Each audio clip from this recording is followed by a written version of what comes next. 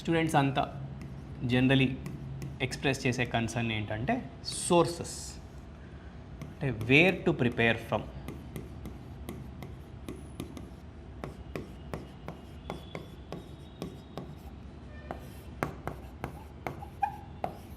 Sources where to prepare from అనేది as I already said,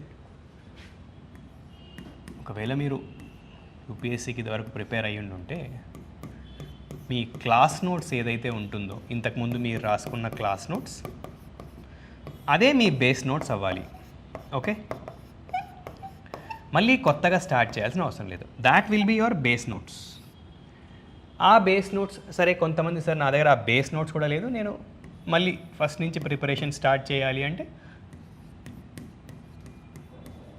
యూపీఎస్సీకి spectrum, modern Indian హిస్టరీకి చాలా popular తెలుసు కదా, అండ్ ఏన్షియంట్ ఇండియా, మీడివల్ ఇండియాకి NCERT is more than sufficient. Ancient and medieval ఇండియాకి NCERT is more than sufficient.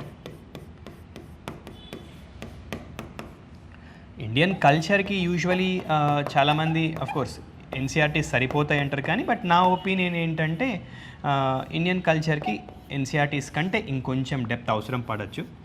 National institute of open schooling వాళ్ళ books బాగానే ఉంటాయి, తర్వాత సీసీఆర్టీ మెటీరియల్ కూడా బాగుంటుంది.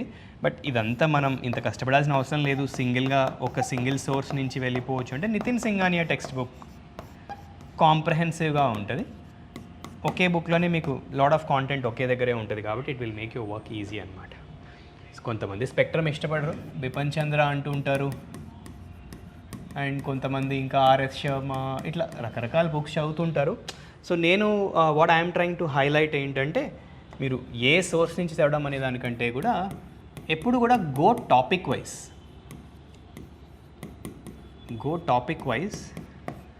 దాన్ బుక్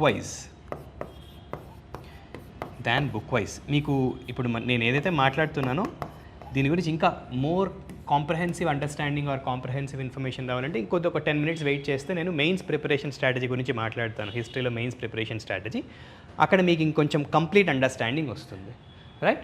బికాస్ ఇప్పుడు నేను ఓన్లీ సోర్సెస్ దగ్గర మాట్లాడుతున్నాను కాబట్టి లెట్ మీ హైలైట్ మీ బేస్ నోట్సే, అది మీ దగ్గర ఆల్రెడీ ఉన్న బేస్ నోట్స్.